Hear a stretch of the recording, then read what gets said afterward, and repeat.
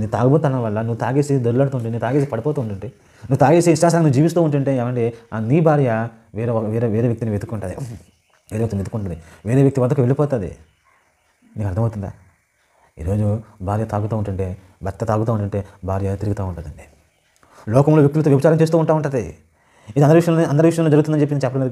కానీ 90% మంది స్త్రీలు తమ భర్త తాగబోతైతే ఆమె తిరుగుబోతుగా మారిపోతుంది. తమ కూతుళ్ళు కూడా తిరుగుబోతులుగా మారిపోతున్నారు.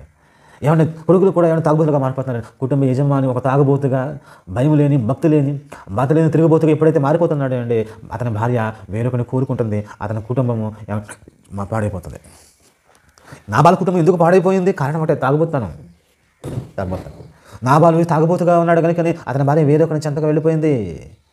ఇది ఆలోచన చేసుకో, జాగ్రత్తగా ఆలోచన చేసుకో. నీ భార్య నీ దగ్గరే ఉంటుంది అనుకుంటున్నావేమో ఒకవేళ కాదు.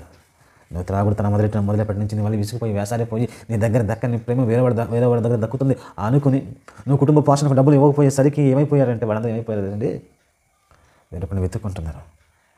ఆమె వేరొకరి వద్దకు వెళ్ళిపోయిందంటే కారణం నువ్వే కదా, నీ తాగుబోతనమే కదా. కాదు, ఇది మంచిది కాదు.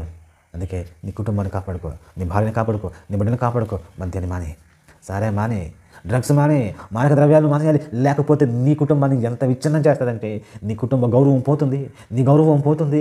చివరికి నీ భార్య వెళ్ళిపోతుంది, వేరే వాడితో వెళ్ళిపోతుంది. అది నీకు అర్థం చేసుకోలేని విషయం. నువ్వు బ్రతకుండగానే వేరే వాడి యొక్క కౌగిలిలో ఆమె వెళ్ళిపోతుందయ్యా, వేరే వ్యక్తితో ఆమె కాపురం చేస్తుందయ్యా. ఇది ఎలా సహించగలవు నువ్వు? నీ కూతురు వేరే వాడితో తిరుగుతూ ఉంటుంది, నీ కొడుకు తాగుబోతుగా మారిపోతూ ఉంటాడు, జులైగా మారిపోతూ ఉంటాడు. నీ వల్ల ఎందరి జీవితాలు నాశనం అయిపోతున్నాయే. నీకు అర్థమవుతుందా? అందుకే ఆలోచన చేసుకొని చాలా జాగ్రత్తగా అర్థం చేసుకొని మన జీవితంలో ఈ త్రాగుడికి దూరం కావాలి. త్రాగుడికి దూరం కావాలంటే